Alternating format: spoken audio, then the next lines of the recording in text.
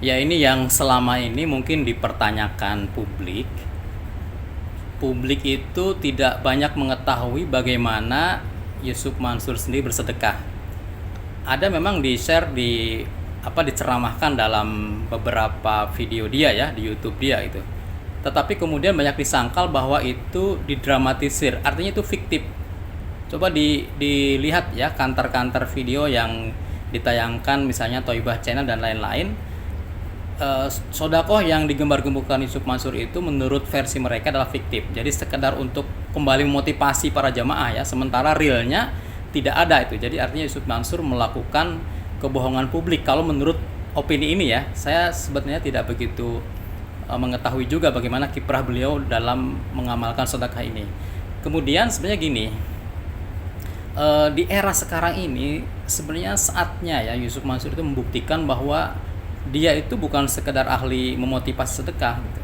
Tapi justru dia harusnya bisa membuktikan ya, divideokan aja, diviralkan aja, dipublikasikan, enggak apa-apa itu.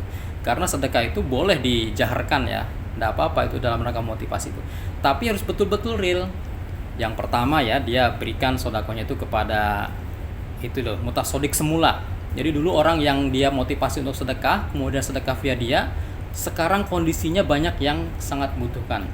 Saya kira Yusuf Mansur akan terpuji kalau bersedekah kepada mereka. Nah, itu jumlahnya banyak ya. Atau juga di sayap yang berbeda memang tetap dia juga bersedekah kepada lembaga-lembaga Islam. Misalnya panti, kemudian pembangunan masjid, pembangunan pondok dan seterusnya ya, itu tetap jalan. Tapi yang ini yang ke para mutasodik semula saya kira sangat urgent ya untuk dia lakukan gitu. Kemudian juga di samping itu ini mungkin di luar konteks sedekah ya, dia tetap harus menyepes tersendiri uangnya itu untuk mengembalikan dana para investor itu juga ya. Jadi dia kewajibannya dalam hal mengelola harta ini lumayan berlipat ya, karena memang kiprah dia atau langkah-langkah dia dalam mengelola harta pribadi dan orang jadi bertumpang tindih gitu, sehingga menimbulkan banyak ketimpangan. Dan itu saya kira publik sudah banyak tahu kalau sekarang ya, eranya kan era digital, era informasi, jadi apa saja bisa sangat viral kalau memang itu menyentuh sisi-sisi sosial gitu.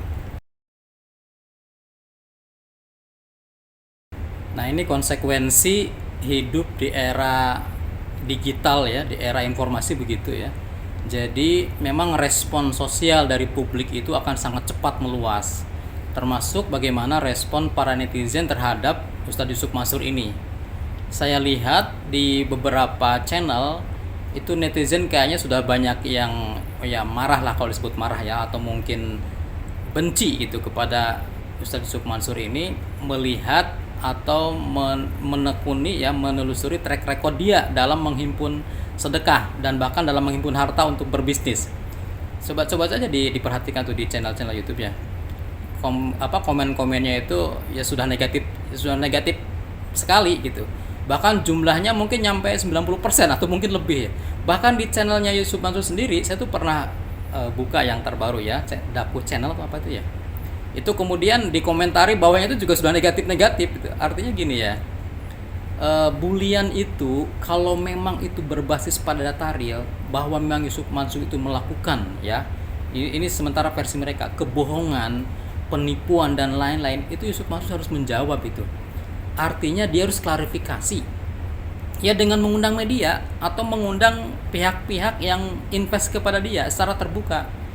Karena coba aja dilihat di channel-channel ya kan, orang pada mengeluh karena sulit berkomunikasi dengan Yusuf Mansur, didatangi ke rumahnya, ke pondoknya tidak ditemui ya. Bahkan para korbannya ya, kita sebut korban aja enggak apa-apa, saya kira itu mengeluhkan, itu mengadukan kepada pihak lain karena merasa Yusuf Mansur ini mempermainkan mereka, tidak sesuai, tidak menjalani kesepakatan yang dibuat dulu ketika penarikan investasi. Jadi ini artinya begini ya, bulian ini kalau memang real itu barangkali sebagai tausiah ya, kalau di sisi lihat sisi positifnya, tausiah bagi Yusuf Mansur bahwa dia punya PR ya, di saat yang lain merasa dirugikan, hilang uang sekian juta ya, sekian puluh juta, sekian ratus juta, sementara dia nyantai-nyantai ya kan, kemudian bergelimang harta dari mereka ya.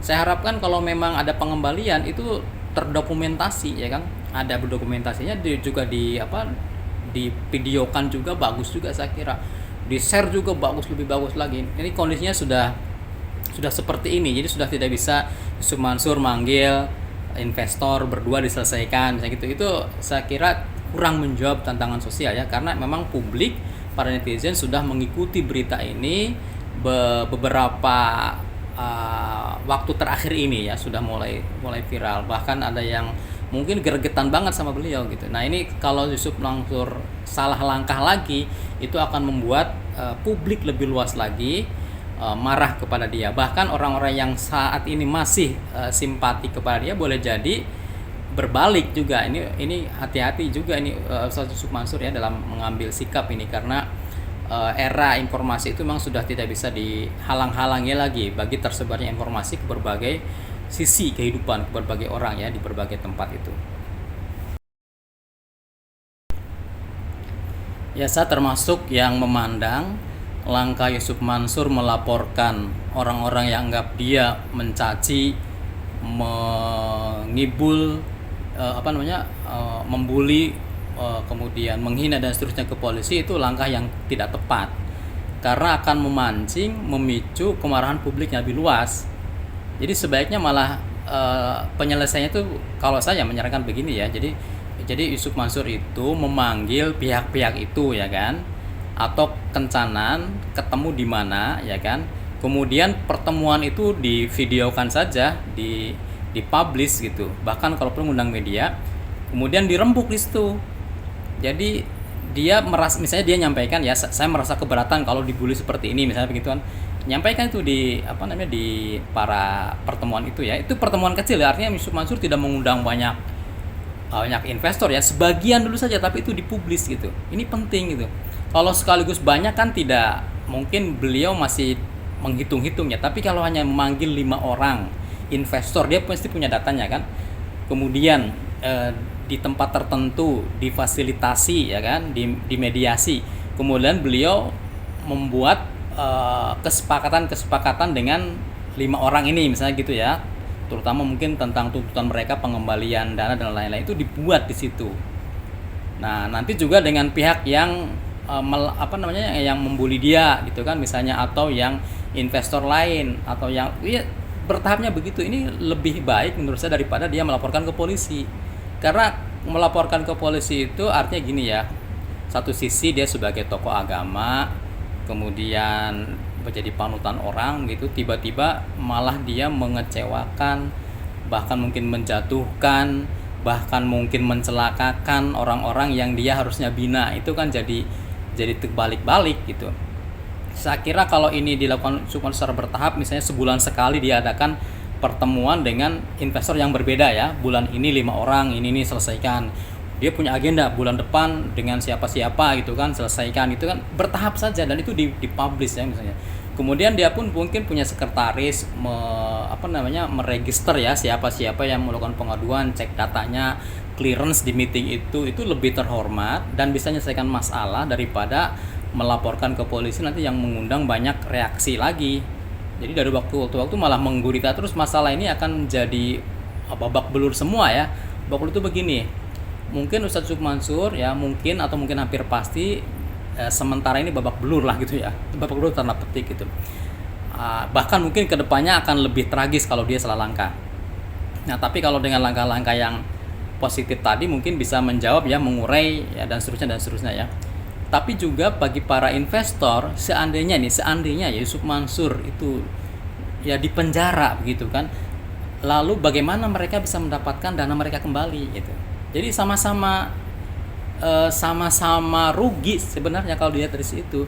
Kecuali kalau para investor sudah, yang penting Yusuf Mansur disingkirkan, diapakan lah, itu kalau itu memang ceritanya sudah berbeda ya. Cuma kalau masih bisa dimediasi, seperti saya pernah nayangkan video ya, itu jadi pakai tokoh nasional atau ulama ya kan, yang bisa menjembatani ini. Buatlah schedule tadi seperti yang saya sampaikan ya, per bulan itu kan berapa orang itu ada dibikin tahap-tahap seperti itu dan dipublish sehingga publik bisa merespon lebih positif lagi. Saya kira para wartawan pun akan memberitakan positif lah kalau memang Yusuf Mansur melakukan ini itu. daripada tadi Yusuf Mansur melakukan atau melaporkan para netizen atau mungkin pihak-pihak seterunya kepada polisi yang akan terjadi benturan yang pada ujung-ujungnya saling merugikan ya. Meskipun yang paling rugi nanti mungkin Ustadz Yusuf Mansur, itu harapan saya begitu ya. Jadi harapan saya Ustadz Yusuf Mansur tidak melakukan langkah yang keliru ya. Ya semoga beliau bisa memahami lebih jernih lagi kasus ini, dan memang kuncinya kasus ini harus diselesaikan oleh beliau. Saya kira yang lain itu para netizen, para investor mungkin sudah melibatkan lawyer ya, pihak-pihak ini dan seterusnya, hanya menunggu reaksi positif beliau. Kalau beliau bisa memberikan reaksi positif, bisa melakukan kewajibannya, ini pun akan mengendur lah saya kira tuntutan-tuntutan atau bully-bully itu juga saya kira akan berkurang, bahkan mungkin pada saatnya akan hilang juga.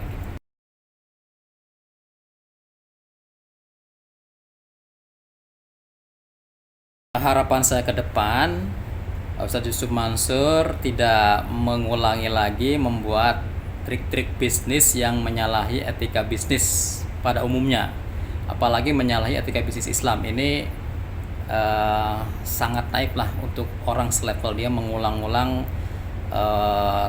langkah-langkah seperti itu gitu.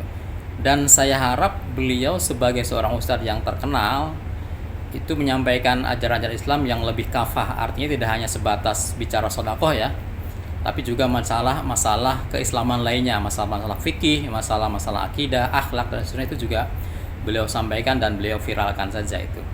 Kemudian ya sebaiknya memang ketika ceramah itu para ustadz, para mubalik tetap mengutip rujukan ya, referensi dari kitab apa, kemudian bagaimana pendapat ulama, itu untuk menghilangkan atau menegasikan egosentris individualis ya, egosi mubalik. Itu kalau dengan merujuk itu merefer, artinya dia berlepas diri dari apa yang disampaikan karena sesuatunya atau materinya disandarkan kepada ulama itu penting sekali gitu.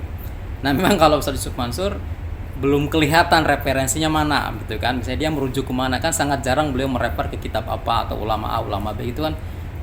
Saya sepintas saja muter channelnya itu, tapi ya selama ini yang saya amati itu ya memang begitu. Jadi ke depan harapannya kalau berceramah ya banyak merujuk lah, jangan banyak berkisah, karena banyak berkisah itu dikhawatirkan banyak lupanya, banyak salahnya, banyak bohongnya. Nah itu.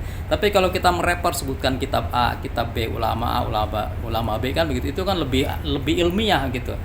Apalagi bagi misalnya saya lah atau dan lain-lain ya, sebagai akademisi, kalau bicara itu memang harus punya referensi gitu. Dan itu harus akurat, referensi itu harus betul-betul bisa dipertanggungjawabkan gitu. Nah itu saya kira sangat penting ya, masalah referensi itu. Jadi kedepannya itu yang pertama, jangan mengulangi lagi. Yang kedua, bisa merefer pendapat itu kepada ulama atau kitab tertentu, dan mengurangi kisah. Meskipun motivasi, kalau bohong kisahnya, saya kira urusan agama itu bukan hal yang sepele ya, jadi harus dihilangkan gitu. Nah kemampuan Ustadz Yusuf Mansur dalam beretorika saya kasih jempol lah, bagus gitu. Artinya kalau dimanfaatkan untuk memotivasi orang gitu kan dalam kebaikan ya, kemudian bisa mengajak orang untuk beramal, itu sangat persuasif, itu bagus itu. Artinya jarang orang memiliki kemampuan seperti itu ya. Nah ya jangan sampai kelebihan seperti itu digunakan untuk hal yang negatif, itu yang keluarnya kan di sana. Saya kira itu ya harapan saya kepada beliau. Mudah-mudahan beliau bisa secara bertahap menyelesaikan kasus ini ya.